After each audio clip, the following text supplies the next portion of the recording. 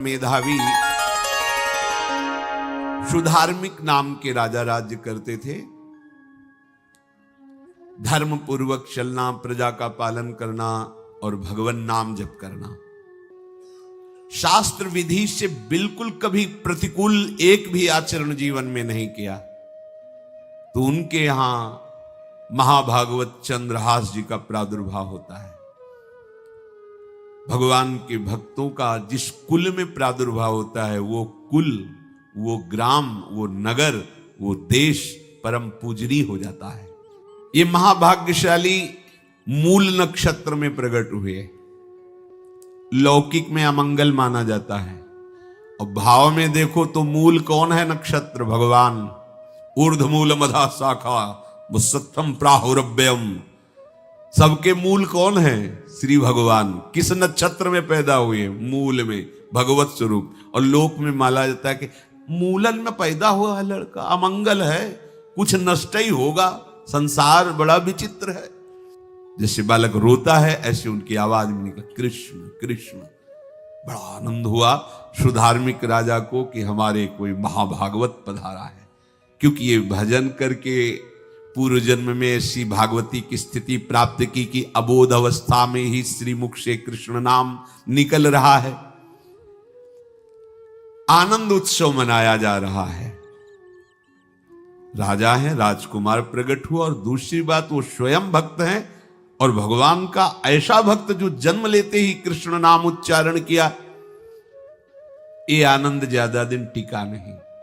रोज बधाइयां हो रही, आनंद उत्सव मनाए जा रहे। शत्रु पक्ष के राजाओं ने मिलकर कहा यही अवसर है, आक्रमण कर दिया जाए और केरलाधिपति का सब पूरा महल घेर करके कोई एक भी न बचने पावे। शत्रु पक्ष के राजाओं ने घेर लिया। आसपास से राजा और सैनिकों ने घेर लिया। अब वो असावधान थे, आनंद में पुत्र हुआ है, बधाइयां, कोई संभावना ही नहीं थी। गुप्त रूप से शत्रु पक्ष के राजाओं ने आक्रमण करके घेर लिया। अब राजाओं की कई सेनाएं और इनकी असावधानी पूर्वक आनंदमयी वृत्ति में कोई पहले से पता हो तो तैयारी करते, तत्काल आक्रमण को रोकने का प्रयास किया पर असफल रहे। इनके सैनिक भी मारे गए, राजा भी मारे गए, राजमहल को घेर लिया गया, कोई भी एक भी बच के न जाने पावे। तो राजमाता जिनसे चंद्रहास जी का प्रादुर्भाव हुआ था, उन्होंने धाय मां को कहा कि मेरे पुत्र को बचाने में तुम समर्थ हो, मेरे तो प्राण नहीं बचेंगे, अगर ये लोग नहीं मारते तो मैं अपने पति के शव के साथ सती हो जाऊंगी। पहले ऐसी धार्मिक निष्ठा माताओं बहनों में होती थी कि धाय मां ने विचार किया कैसे बचा सकती हूं, आसपास तो सब सैनिक घेरे हुए हैं। तत्काल उसने विचार किया कि अगर हम इनको राजकुमार की तरह ले जाती है तो हमें भी मारा जाएगा और इनको भी मारा जाएगा। देखो कितनी विपत्ति जन्म लेते हैं। कोई प्रश्न कर सकता है कि महाभागवत जिनके घर में प्रकट हो तो वहां धन वैभव सुख संपत्ति बढ़नी चाहिए, यहां तो जन्म से ही जैसे वहां माता पधारी, ये क्या है? तो श्री भगवान स्वयं कह रहे हैं यस्य तुष्टो ह्रहम पार्थ वित्तम तस्य हराम्यहम करोमि बंधु विच्छेदम सच कष्टेन जीवति। हे अर्जुन, मैं जिस पर बहुत प्रसन्न होता हूं, आप अपने ऊपर भगवान को बहुत प्रसन्न करना चाहते हैं, बहुत प्रसन्न करने में ये है, देख लो। कह रहे जिस पर मैं बहुत प्रसन्न होता हूं, सबसे पहले उसका ऐश्वर्य नष्ट करता हूं। फिर क्या करता हूं? फिर बंधु बांधवों का, फिर क्या करता हूं? असाध्य रोग उसके शरीर में। बोले महाराज जी तुम प्रसन्न हुए हो कि पूरे के पूरे नाराज हो गए हो? बोले यही मेरी प्रसन्नता है। क्या? माया का नाश। अब एकमात्र भरोसा केवल भगवान का, दूसरा कोई नहीं। ये सबको पसंद नहीं आएगा। सब तो उस भगवान की भक्ति चाहते हैं कि अगरबत्ती धूप बत्ती तन मन धन सब तेरा स्वामी, क्या लागे मेरा। पर अंदर से कह रहे सब तन मन धन सब मेरा, क्या लागे तेरा। ऐसे तो चलेगी भक्ति। लेकिन कई बार सत्संग में पीछे धाम में कहा था कि भगवान को रिझाकर लोक मांगोगे तो चैन से रह लोगे, अगर उनसे प्यार करने की बात मन में ठानी कि बस मुझे केवल आपकी आंखों में आंखों को मिला करके जीवन व्यतीत करना है, मुझे और कुछ नहीं चाहिए, तो फिर लाडले आपको दुशरिहा का कोई आश्रय रहने नहीं देंगे। ध्यान रखना, जितने दुशरिहा होंगे तो ये बर्दाश्त हो तो कदम आगे बढ़ावे। बहुत प्रसन्न हो जाओ ठाकुर हम पे तो कह रहे यस्य तुष्टो ह्रहम पार्थ वित्तम तस्य हराम में हम करोमि बंधु विच्छेदम सच कष्टेन जीवती। जितनी श्वासें रहेंगी भयंकर कष्ट में उसको व्यतीत करने के लिए दूंगा। ये दंड नहीं है, ये पुरस्कार है। अनंत जन्मों का हिसाब बराबर करके कहीं इसकी वृत्ति मेरे से हट न जाए, ऐसे घेरे में डाल के अखंड चिंतन करवा के सजयति जयति जग उच्चरे। जाको करत श्याम सहाई प्रथम बरनो कृपा क्रम हो विषय मूल गवाई। कुल कुटुंब बल वित्त हीनो दीन के दुखदाई। आपने को करजु लीनो आप ही अपनाई। कह रहे हैं अब मैं वर्णन करता हूं श्याम सुंदर जिस पर कृपा करते हैं उस पर कैसा बर्ताव करते हैं। बोले सबसे पहले उसके विषय भोगों का नाश कर देते हैं, फिर दूसरी कृपा कोई परिवार का कोई मित्र कोई रिश्ते नातेदार उसकी तरफ देखेगा भी नहीं। फिर ऐसा दुख प्रदान करते हैं कि केवल एक भरोसा रह जाता है, एक भरोसा एक बल एक आस विश्वास, बस नाथ आपके सिवा अब हमारा कोई नहीं। बस वहीं से जो चमत्कार प्रकट होता है, त्रिभुवन में कोई उसकी समानता नहीं कर सकता जिस पर ठाकुर की कृपा है। पर इस कृपा को हजम करने के लिए इसीलिए संत संग किया जाता है कि पहले से वो तैयार कर देते हैं। जैसे आर्मी की ट्रेनिंग होती है ना, ट्रेनिंग के बाद भी बॉर्डर में लगाया जाता है, ऐसे ही संतजन ये ट्रेनिंग देते हैं। अब जो टिके तो टिके, नहीं तो घर बैठे जाके। अगर टिक गया तो गुरु मेहरबान तो चेला पहलवान, भगवान भी परास्त नहीं कर सकते। उसमें ऐसी सामर्थ्य आ जाती है कि हर प्रभु के द्वारा दिए गए विधान को हंस करके स्वीकार कर लेता है। और ऐसा नहीं कि उसको कष्ट होता है, ये लोक भाषा में भगवान कह रहे हैं सच कष्टेन जीविता। नहीं तो जिस चिदानंद में वो सुख भोगता है वो ब्रह्मा को भी नहीं प्राप्त है जो भक्त को प्राप्त होता है। भक्त का वैभव दिव्य होता है, चिदानंदमय होता है। ये तो पापियों के पास भी वैभव है, रुपया पैसा कुटुंब परिवार। भगवान के दास के पास जो वैभव होता है वो अचिंत्य है, तुम चिंतन भी नहीं कर सकते, ऐसा वैभव होता है। धाय माने सेविका का रूप तत्काल लिया, जिससे पोछा झाड़ू लगाने वाली, और कुछ दोने पत्तल डाले, उनके नीचे चंद्रहास जी को डाला, ऊपर से करके इसे माथे पे रख के निकली। सैनिकों ने पूछा इसमें क्या है, तो उनका राजघराने के दोने पत्ते जूठे दिखा। ऐसे नीचे किया तो देखा सब ऊपर जूठन पड़ा। हाँ चल निकल जल्दी, भाग यहां से निकल। बस वो भागी, बचा ले गई।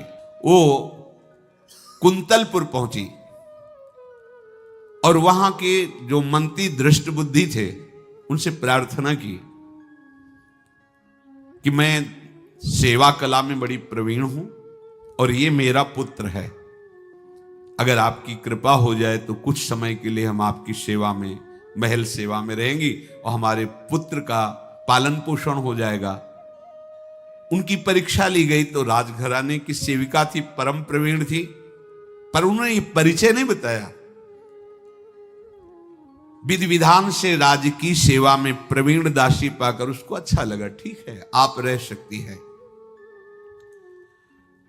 अभी चंद्रहास जी 3 वर्ष के ही थे कि धायमा पधार गई और ये हर समय कृष्ण कृष्ण कृष्ण कृष्ण कृष्ण नाम इनके चलता रहता था। अब जो उनका दुलार करने वाली थी धायमा, वो भी पधार गई तो कौन उनकी तरफ देखे। पर बहुत ही गौर वर्ण, बड़े ही सुंदर अब वो गलियों में भटकने, निकाल दिया महल से जब धाय माँ मर गई, क्योंकि धाय माँ की सेवा कारण उनको रखा गया था। 3 वर्ष के बालक गलियों में, तो कोई भी माँ देखती उनको तो कोई उनको वस्त्र पहना देती, कोई भोजन करा देती। ऐसे ही भगवान के भक्तों की बड़ी विचित्र लीला होती है। यहां चंद्रहास जी को जो भी माता बहन देखती कुंतलपुर के गलियों में, तो कोई वस्त्र, कोई स्नान करवा देती, कोई काजल लगाती, कोई भोजन पवा देती। परमहंसों जैसा जीवन कट रहा है। कृष्ण कृष्ण कृष्ण कृष्ण। 14 भुवनों में जिनकी अव्याहत गति है, जो सबको देखते रहते हैं, श्री देवर्षि नारद जी। ये कृष्ण कृष्ण बोलता है बालक, और इसका हरि के सिवा कोई नहीं। तो एक दिन एकांत में बैठे हुए थे बालक चंद्रहास जी, नारद जी पधारे हैं, भाई जी से मिले हैं। स्वप्न में कितने महापुरुष मिलते हैं जो भजन ठीक से करते हैं। ये बड़े बड़े महापुरुष आकर के उपदेश करते हैं। ये त्रिकाल सत्य हैं, कोई ऐसा नहीं है कि ये कहानी है, अभी हैं। जहां आप भगवत चिंतन करेंगे तो आपको परिचय बड़े बड़े महापुरुषों का मिलने लगेगा। नारद जी आए तो देखा आंख बंद किए हुए चंद्रहास जी कृष्ण कृष्ण कृष्ण कृष्ण कृष्ण ऐसा उच्चारण कर रहे हैं। त्रिकालज्ञ सर्वज्ञ नारद जी ने देखा कि ओहो, इतना छोटा बालक और कृष्ण कृष्ण बोल रहा है। नारद जी ने स्पर्श किया दुलार करते हुए, सुनो आंख खोलो। आंख खोल के देखा श्री देवर्षि नारद जी। नारद जी ने कहा, देखो हम तुमको एक अमोघ वस्तु देते हैं, और एक छोटी सी शालिग्राम की, इतनी बड़ी शालिग्राम का जो वो दिया। बोले धो के पी लेना और दिखा के पा लेना, यही तुम्हारी सेवा पद्धति है। अर्थात स्नान करा दिया और जो तुम्हें मिले इनको अर्पित। तो उन्होंने विचार किया कि धोने के लिए, स्नान कराने के लिए पात्र चाहिए, भोग लगाने के लिए पात्र चाहिए। तो जैसे कोई पान की बीड़ी नहीं, तो ऐसे कपोल में शालिग्राम को रखे रहते, कोई पात्र ही नहीं, कोई सिंहासन ही नहीं। यही धुल गए, चरणामृत अंदर जा रहा, जब पाएंगे तो यही पा लेंगे, साइड में ऐसे करके फिर निकाल के धो। यहां कपोल में रखते छोटे से शालिग्राम चंद्रहास जी, और उपदेश किया भगवान के मंत्र का। जब कोई भगवत प्राप्ति के लिए चलता है तो भगवान ही गुरु रूप से प्राप्त होते हैं, वहां तक तुम्हें पहुंचा देते हैं या उन महापुरुष को आपसे मिला देते हैं। जब कोई भगवत प्राप्ति के लिए जहां चलता है तो ये भगवान अपनी तरफ से कृपा करते हैं। ये दृष्ट बुद्धि के जो महल में धाय माँ ने इनका आश्रय स्वीकार करवाया था, उसके एक पुत्र थे मदन जी, वो बड़े भागवत थे। और एक पुत्री थी जिसका नाम था विषया, वो बड़ी सुंदर थी, अभी छोटी अवस्था की थी। मदन जी का स्वभाव था भक्तों को भोजन पवाना। जो भगवत भाव के जन होते हैं उनके हृदय में ऐसा उत्साह होता रहता है कि जो वैष्णव हैं, संत जन हैं, इनको भोजन पवाने का मतलब श्री भगवान को भोजन पवाना। भक्तमाल में भी वर्णन है कि जैसे गर्भवती मां को आप कुछ भी पवाओ तो बालक की पुष्टता अपने आप होती है, ऐसे संतों के हृदय में भगवान विराजमान प्रगट रूप से हैं। जब हम संतों को भगवत भाव से भोग पवाते हैं तो साक्षात भगवान ही पाते हैं।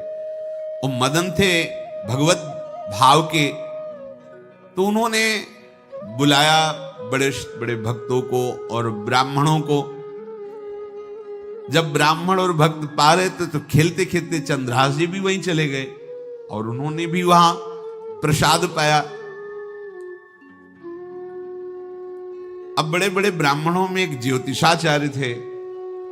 दृष्ट बुद्धि जी ने हाथ जोड़कर प्रणाम किया और अपने परिवार को प्रणाम करवाया और कहा, यह हमारी पुत्री है। दृष्ट बुद्धि जी ने कहा, आप इसका हाथ देकर बताइए, इसको वर कैसा मिलेगा, कैसा ऐश्वर्य होगा। दृष्ट बुद्धि मतलब दुष्ट बुद्धि, ऐसा ही था वो। पर बड़ा विचित्र खेल है, इसकी बुद्धि एकदम विपरीत और पुत्र महाभागवत। भगवान का खेल है।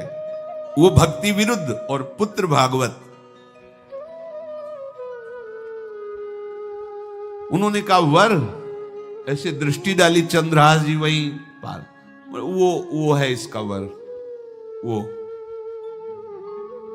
इसे धाय का एक दासी का लड़का हमारी पुत्री का वर बने।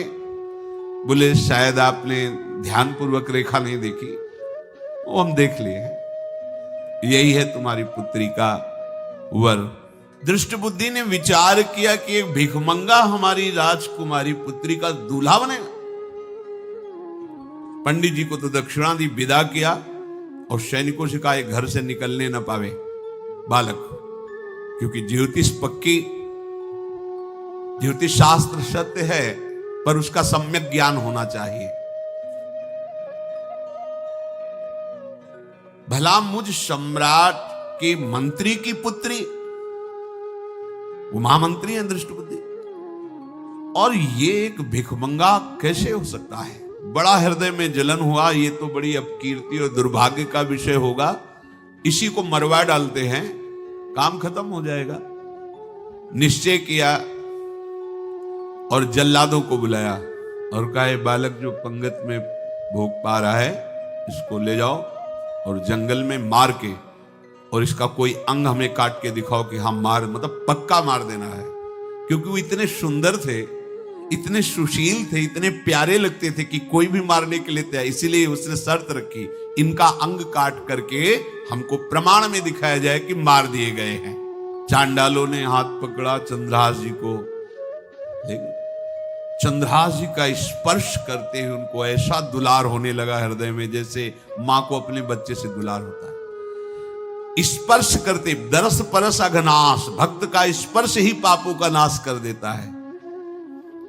वो दो जल्लाद आपस में कहने लगे भाई जीवन हो गया लोगों को मारते हुए, कभी कोई पुण्य का काम नहीं किया। ये देखो भक्त संग का प्रभाव। इस सुकुमार विशाल नेत्र, कैसा सुंदर बालक जो हमारे चित्त को चुरा रहा है, इस दुष्ट बुद्धि मंत्री ने आदेश किया मारने का। भला इससे क्या बिगाड़ा इनका, क्यों मारना चाहता है?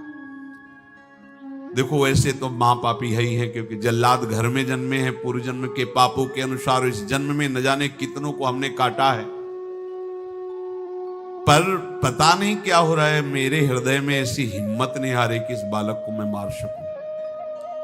दूसरे ने कहा फिर अगर उसको तुम नहीं मारोगे तो तुम मारे जाओगे, कुछ तो करना पड़ेगा। नहीं नहीं, इस छोटे से बालक से क्या किसी को नुकसान। एकांत जंगल में ले गए और कहा तुम जानते हो हम तुम्हें किस लिए बुलाए हैं? चंद्रहास जी बालक थे, 5 वर्ष की आयु अब हो गई थी, तो उनका मुझे पता नहीं कि आप क्यों लाए हैं। बोले हम जल्लाद हैं, तुम्हें मारने का हुक्म दृष्ट बुद्धि ने दिया है, मारना तो पड़ेगा ही तुम्हें। हमारी इच्छा नहीं कि मारे, पर हम तुम्हें अंतिम बात पूछते, तुम्हें कुछ भी पसंद हो, कुछ भी, तो तुम कहो हम तुम्हारे लिए ला के देंगे, जो तुम्हें चाहिए बोलो, पर हमें वध करना पड़ेगा तुम्हारा। तो उनका मुझे कुछ और नहीं चाहिए, बस थोड़ा सा समय चाहिए। यदि आप मारना ही चाहते हो तो थोड़ा हमारी पूजा है हम कर ले, इसके बाद मार लीजिए। आपको तो बल है, अस्त्र हैं, मैं तो बालक हूं। उनका हाँ हम तुम्हें समय देते, तुम किसी को पुकार भी सकते हो, जो तुम करना चाहो कर सकते हो। चंद्रहास जी का मुझे मृत्यु का भय नहीं, बस कुछ समय दे दी। पूरा महाभारत हो गया था, टिटिहरी के अंडे नहीं फूटे थे। वहीं टिटिहरी का, तो टिटिहरी एक पक्षी होती है ना, टे टे करके उड़ती है, तो उसके अंडों के ऊपर एक हाथी का घंटा हो गया, गिर गया ऐसे, सब पूरा महाभारत में सब नष्ट भ्रष्ट। वो अंडे वैसे सुरक्षित। तो जो प्रभु भारत युद्ध में राखे भरही अंड, सोई मुंह को राखे जो राखत ब्रह्मांड।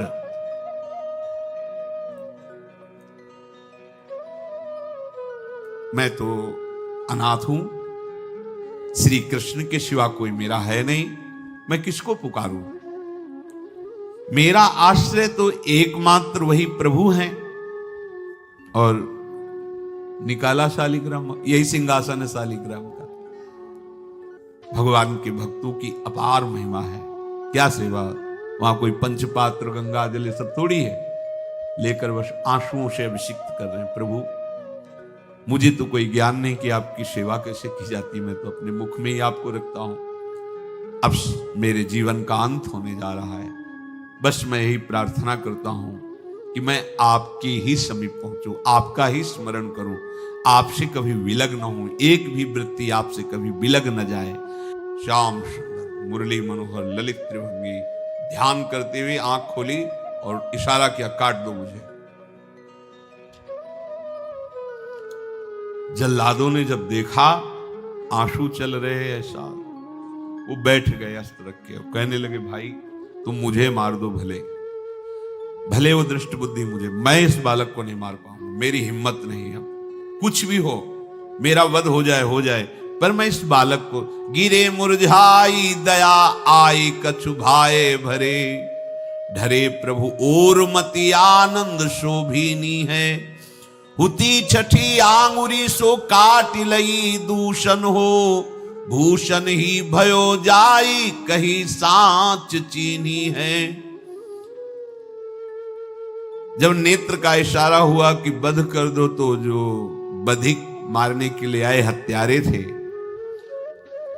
वो आनंद से एकदम प्रफुल्लित हुए और कहा, मैं नहीं मार पाऊंगा तुम्हें।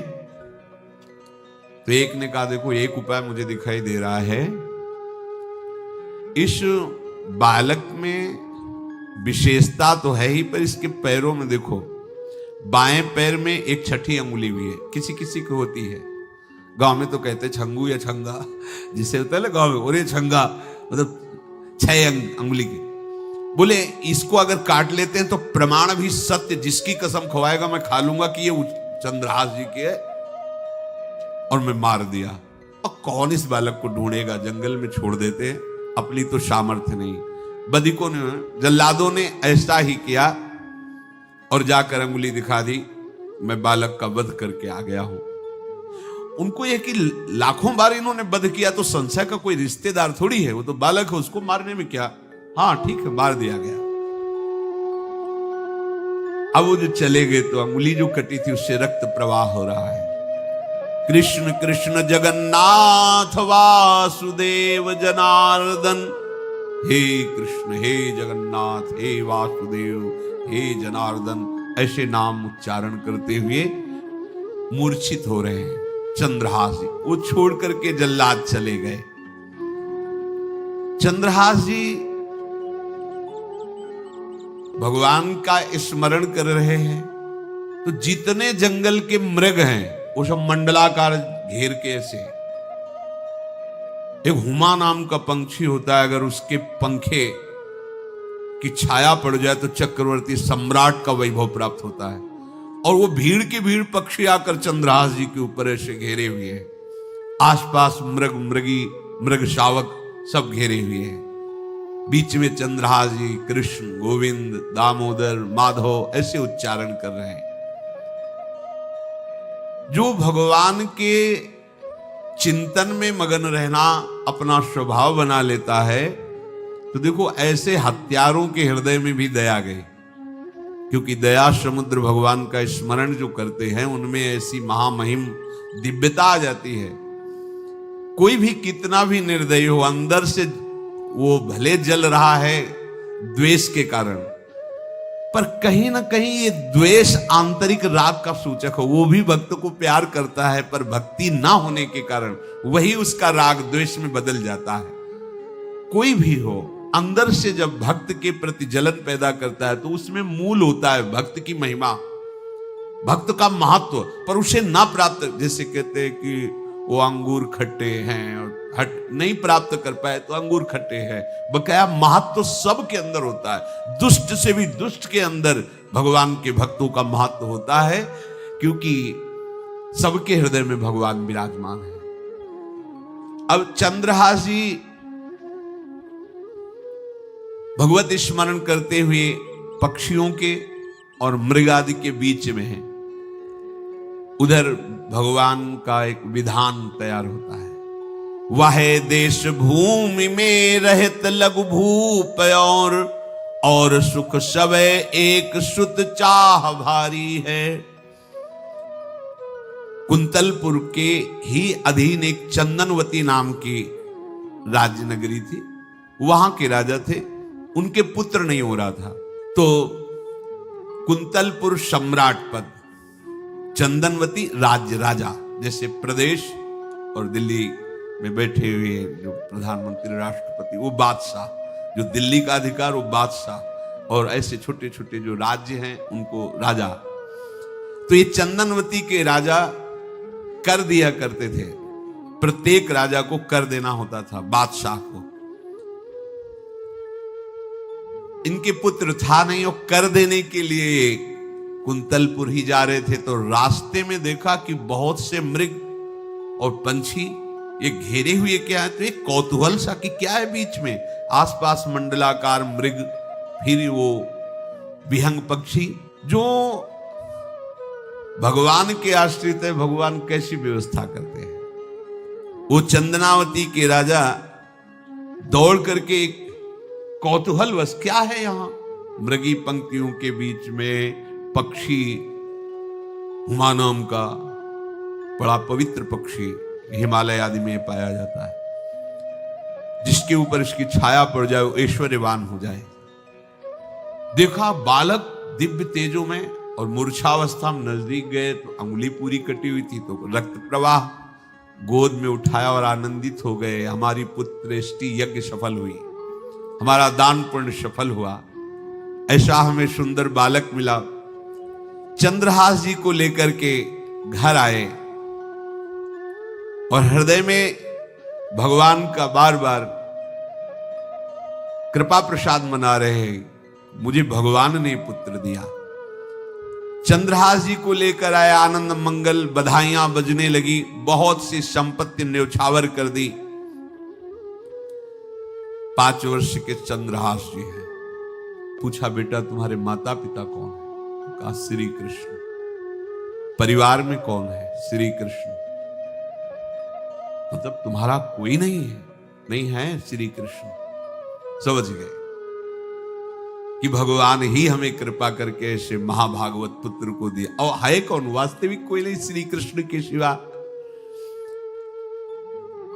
बड़ा उत्सव मनाया और अपने राज सिंहासन का अग्रिम अधिकारी युवराज पद चंद्रहास जी को। अब तो पूरे राज्य में आनंद की वर्षा हो रही। राजा मन में विचार कर रहे हैं कि ऐसा प्रतापी भक्त हमारे यहां आया है, अब हमको किसी को कर देने की जरूरत नहीं। तो जो हर महीने वर्ष में जो बंधा हुआ कर था उन्होंने नहीं दिया। 1 बार 2 बार 3 बार जब कर नहीं पहुंचा तो सम्राट ने आदेश किया मंत्री को कि चंदनावती से कर आना बंद हो गया है। क्या बात है? यदि वो अहंकार से युक्त हो तो आक्रमण करके नष्ट करो, यदि समस्या है तो उसका सहयोग करो। बादशाह के आदेश से वहां दृष्ट बुद्धि पहुंचे तो युवराज पद पर चंद्रहास जी विराज, जिनको मारने के लिए जल्लादों के हाथ में दे दिया था। पूरे पूर्वासी ऐसा प्रभाव चंद्रहास जी का है कि सब कृष्ण भजन करते हैं, सब आनंद में मगन रहते हैं। चंद्रहास जी थोड़ा सयाने हो गए थे तो पूर्ववासियों को उपदेश देते, एक बार हमारे राज्य में भोजन पाया जाएगा 24 घंटे में, और सबके घरों से आरती की शंखनाद घंटानाद सुनाई देना चाहिए। सबके यहां शाम के रोज नाम कीर्तन और भगवत कथा होनी चाहिए, क्योंकि आयुष्यम चपलम तादृक जल बुद्बुद सन्निभम चिंतयध्वम जनामूढ़ा माधवम वर्षम सुस्थिरम। भाइयों, ये आयु बड़ी चंचल है, कब शरीर छूट जाए पता नहीं, पानी का बुलबुला कब फूट जाए कोई पता नहीं। इसलिए माधव श्री कृष्ण का नाम कीर्तन, उनकी आरती पूजा, उनका ध्यान और एक टाइम भोजन पूरे नगर में अब सोचो कितना भक्ति का प्रभाव होता है। पूरा नगर में हर घर में आरती पूजा कीर्तन चक्रवर्ती सम्राट के लक्षण स्वाभाविक चंद्रहास जी में प्रकट होते थे। अब दृष्ट बुद्धि जब वहां गया, देखा युवराज पद पर, पहचाना कि वही बालक है, ये तो चंद्रहास है, क्योंकि काफी समय तो महल में ही रहे थे दाई मां के साथ और अच्छे से पहचान थी। अब उन्होंने विचार किया कि ये तो बहुत अनिष्ट हो गया, हमने तो मारना निश्चित किया था और जल्लादों ने इसको छोड़ दिया और अब तो ये राजा का राजकुमार बन गया। तो राजा से कहा कि पहली बात, युवराज पद पर बैठालने के पहले तुम्हें सम्राट को सूचना देनी चाहिए थी। दूसरी बात, अभी तक तुमने कर नहीं दिया। जानते हो कि अगर सम्राट का भाव बदल गया तो एक क्षण में तुम्हारे राज्य को नष्ट कर दिया जाएगा। तो राजा ने हाथ जोड़कर चंद्रावती के राजा ने कहा, महाराज आप ही अब हमारी रक्षा कर सकते हो। तो उसकी दृष्टि चंद्रहास पर थी, इसको मरवाना है, क्योंकि पंडित ने बताया था यही पति बनेगा। अरे तो अब तो आनंदित होना चाहिए कि अब तो राजा बनेगा, अब तो बढ़िया है। लेकिन चंद्रहास